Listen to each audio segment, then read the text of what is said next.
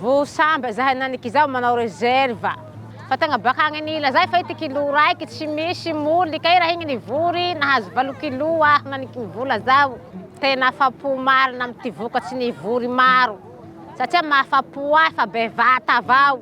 Misy tombo ho anay amy ty velomam-po ay andavanandro io reserva io. Satria laha jereko io reserva io, lasa mimpoly amy ty taloha ndraiky amy ty velomam-po.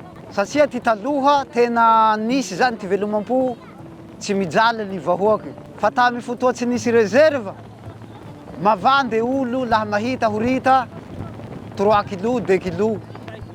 Lianainay natao reserva ty fa vaovao amy ay, tena hita ay aloha hoe misy vata io reserva io amy ty velomam-pon'olo laha atao raha io tena faly aby zany ty olo amy nampisy io reserva io. Fivoaha reserva io fahitako azy amy ay toa le nilamy.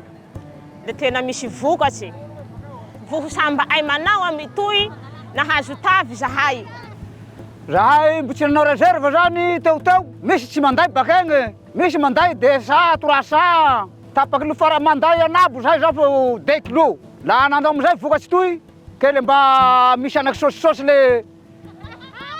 le madamo nifalifaly nahita ny vola. Le tena mahafa-po ahy ty vokatsy niazoko tamy raha toy, reserva toy. Zao ty enta niazoko 600 kilo, ka la ilako hisindraiky reserva ty. Zao laha andavanandro tsy misy reserva io fa anabo 20 kilo. Misy tsy misy. Reserva ty tena mahazo tombotsoa zaho. Fivohala milamy soa, 8 kilo ty niazoko. Horita 3, 8 kilo io. Zara niazoko amy reserva tamy 8 kilo io zao, horita 8 kilo io. Hiviliako materiely anako reo hianaran-drozy. Satria ajareo nany zao hianatsy, ka mila hivilia cahier, hivilia stylo.